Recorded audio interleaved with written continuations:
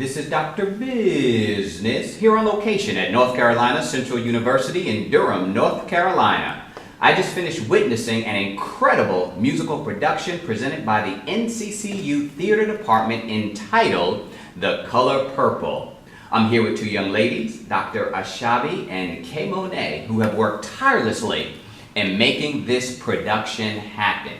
Dr. Asabi, would you please say hello to the listening family? Well, hello, and it's a pleasure to be here. We are certainly excited to have you here on this particular day. Please tell us a little bit about yourself and your role as it relates to The Color Purple. Okay, I am known as Dr. Asabi, as you have mentioned, Stephanie Howard as well, and I am assistant professor of theater here at NCCU. I've been here about 5 years, and it has been my pleasure to have participated in many ways here in the theater department, but directing being one of my strong suits, I think, and one of my joys. And so that's basic for me. I graduated from A&T and Wake Forest and Regent University, and I love what I do. I try to involve the students in theater in many different aspects. You've got many accolades and awards, recognitions. Mm-hmm. You want to share a little bit about that? Yes, I've been recognized for original playwriting, which I've done here at NCCU. We did Slapping God in the Face, and I've done some others. Also for research. Oftentimes I do shows that deal with other cultures, and so not only do I have to do research, but the students as well. We did Serafina and we did Ruined, both of them from different regions of Africa, dealing with different social and political situations, and also have had teaching awards as well. That's absolutely wonderful. You've been doing this for how long now? A long time, but we won't tell how long. Well, it's certainly evident in what it is that you're doing, what you're portraying on stage is certainly coming across. And one of the things that I witnessed in seeing the play is all the different intricacies and moving parts and different players that are involved in making a production of this magnitude come together. Can you share a little bit about all the different pieces that are required to make this happen? Yes, there are many pieces, and you know, the thing about it, of course, if anybody's been familiar with the Broadway version, they have money and finances to do that, so we have to scale it down a little, but still give it the same integrity, which can be a challenge.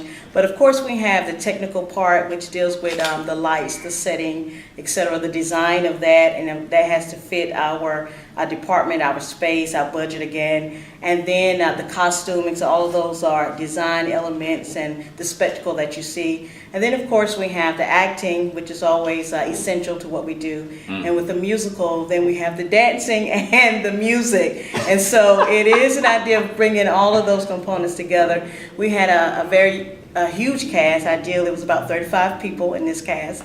So yes, all of those elements coming together can be a challenge. Just hearing about it seems very tiring. Right. With all the different pieces to actually make something like this happen. Yes. We also have with us KayMonet. Hi, everyone. I didn't say hi. Taking initiative. Okay, you worked that, girl. We are so glad to have you here with us as well. KayMonet is an actor, a dancer, a singer. I witnessed her playing the role of Nettie in the Color Purple production, which she brilliantly brought to life before our very eyes. Thank you. There was a scene in particular where you were acting, singing, and dancing all in the same time span. Yes.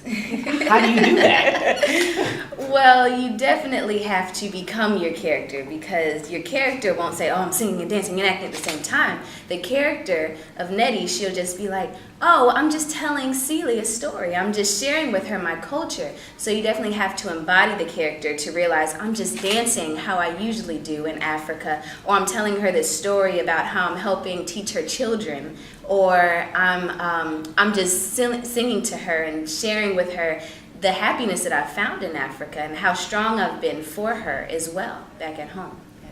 To me, that speaks of multitasking. Yes, definitely. And being able to navigate and wear different hats. Obviously, you're a third-year student. Yes. Here at North Carolina Central, a theater major, performance and education. Yes. And in addition to all the acting that you're doing and singing and dancing, you also have to study.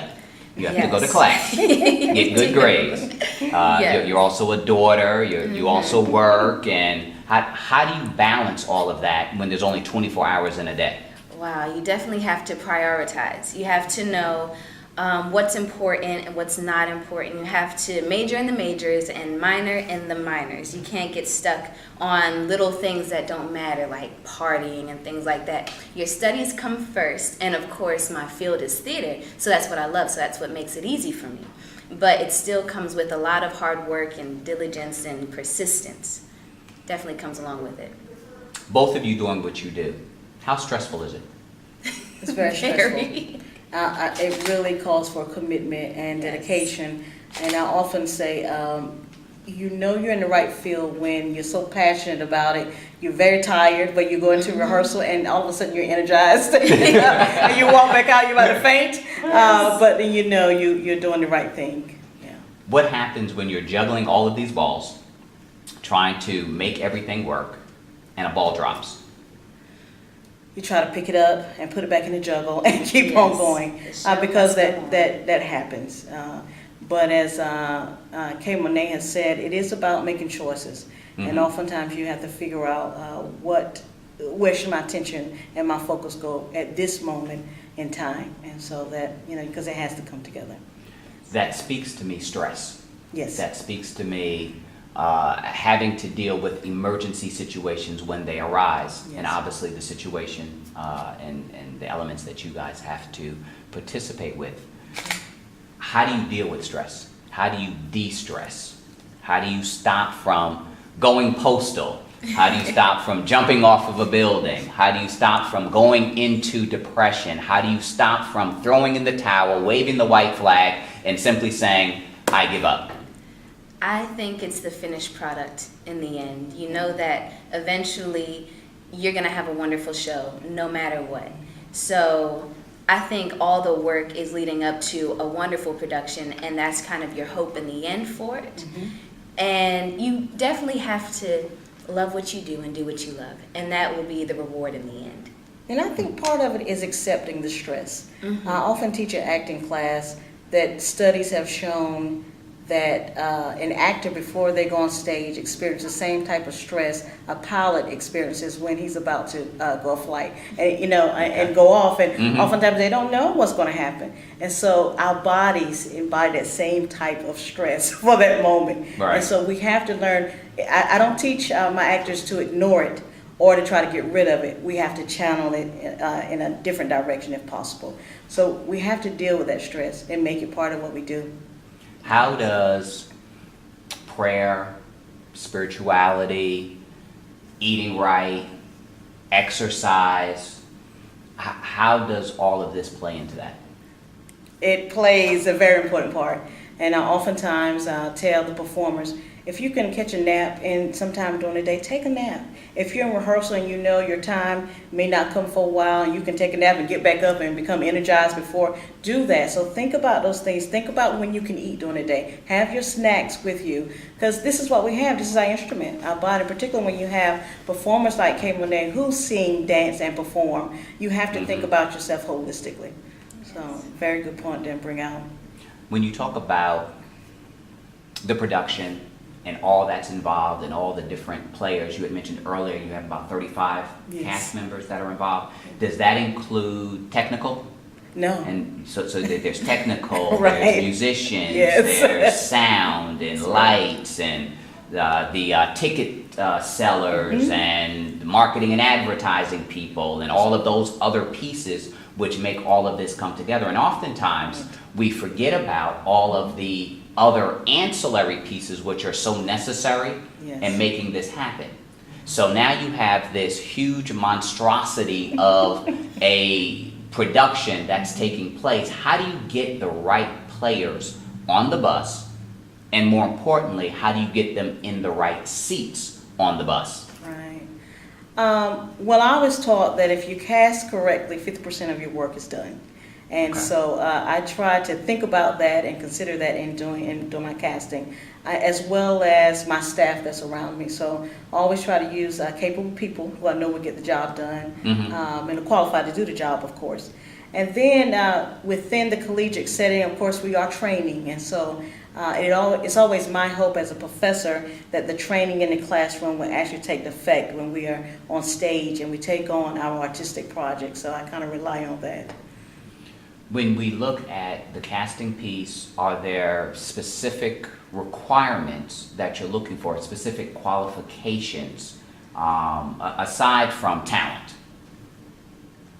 Dedication Okay. and commitment. I mean, oftentimes, you find performers who may be very talented but not dedicated, and so oftentimes you may have to go with somebody who's not as talented, but will be there at rehearsal and can get the work done. And it's always a loss when that happens sometimes, but that's part of the industry. So along with the talent, you have to have that commitment. It goes hand in hand. So commitment is key, talent is key. Hard work. Hard work, work ethic. Yes. A person being trustworthy and Yes. responsible. Those Yes. are all key characteristics that are needed in order to be successful, not only in this industry, but probably any industry. I agree. One of the things that I like in what it is that you do, how I compare it, is also in business, because in business there are so many moving parts. Right. As a business owner, you're the cook and the bottle washer, and you're the person that's responsible for hiring and firing and HR and benefits and marketing and advertising and handing out the flyers and doing the sales and doing the customer service until you're able to build a team in order to make it all work. KayMonet, when you are rehearsing, I know that on stage there has to be a certain type of synergy that takes place with regards to the people that you're dancing with and you're performing with and singing with. How important is teamwork in what it is that you do? It's definitely very important, because when one person drops the ball, you kind of have to help them pick it up as well. There's no just one person, there's no just one star on the stage. Everybody comes together. It's a lot of people in the ensemble.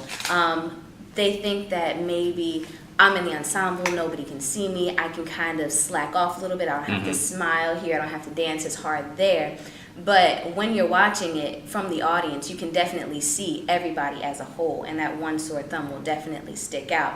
Also, when it comes to energy on the stage, you can definitely tell who's been practicing together and who hasn't, who has that chemistry together and who hasn't. And in this show, The Color Purple, we have a lot of relationships that go on. There's Harpo and Sophia, Suge and Celie and Nettie, and there's definitely an energy that you can tell that they've been rehearsing together, that we're actually friends, and that we do love each other on and off stage. And you can definitely show that through the acting, because it becomes a reality on stage. Excellent. I agree. What's next on the horizon? Well, we're doing a reading with Sam Williams. Sam Williams, author of Home, which was on Broadway, I think maybe in the late 70s, early 80s. Okay. And he comes and works with us from time to time. He also was executive producer with Martin and Fresh Prince, so it's Okay. always an honor to have him here. Wow. So we are doing a stage reading of one of his plays, Cork, and that's in November. We take a little rest and we come back next semester and we do By a Black Hand, which is an original production or script by one of our professors here, Professor Reese. Wow. Yeah. Anything happening on the horizon for you, KayMonet? On the resume. I am definitely going to be auditioning for these plays Okay. that are coming up. I would love to be a part of every experience that this theater department has to offer. Also, I do a little singing as well, and we're writing more songs. We're definitely putting more videos out. Kid Monet is the band that I'm with. And I'm definitely just trying to put my feet in the water, get all my angles out there as far as singing, dancing, acting, whatever opens up, I'm definitely taking it and going for it. That's absolutely impressive. Let me share with both of you that you're truly operating in your gifts. The level of professionalism, commitment, the work ethic is refreshing and inspiring to all who have the privilege of witnessing that which you do. How can our listeners connect with you? How can they get more information about the theater department, about information concerning North Carolina Central University? Is there a phone number, website that they might be able to get in contact with you at? There is a phone number, 919. I live in Greensboro, so I'm in another place. 919-530-6242 is our office. And also the internet, of course, if you go to the NCCU website and just Google theater, we pop up, and all the information that we're doing, we normally keep that current on the website. And the web address would be nccu.edu. EDU, that's correct. And what's that phone number again? 919-530-6242. And what about you, KayMonet? Well, you can look me up on Facebook. Kaylin Smith is actually my name there, Kayln Smith. Also on Twitter, you can look me up at the KayMonet, and that is TheKayMonet. And you can definitely follow me there. Also come to the productions, because I'm usually a part of something in the production, whether that be backstage or on the stage. And definitely just follow the NCCU Theater, because we're definitely doing some big things. Yes. And we do have a Facebook page, I forgot. Okay. NCCU Theater Facebook page, yeah. Okay, wonderful. Well, we'll certainly stay connected, be connected, certainly follow all that you guys are doing. I'd like to thank you, Dr. Asabi. Thank you. And thank you, KayMonet, for Thank taking you. time out of your busy schedules to share with us and our listening public. Congratulations for a job well done. Thank you. Keep doing what you do. Heaven, I believe, is smiling upon the both of you. Oh, that's great. Thank you. Yeah, thank you. After the break, we will continue our discussion. The doctor is in the house, and we're here to diagnose and cure your every business ailment. The clinic is open, and I am Dr. Business, and you're listening to the Profit and Growth Hour on WGIV 103.3. We'll be right back.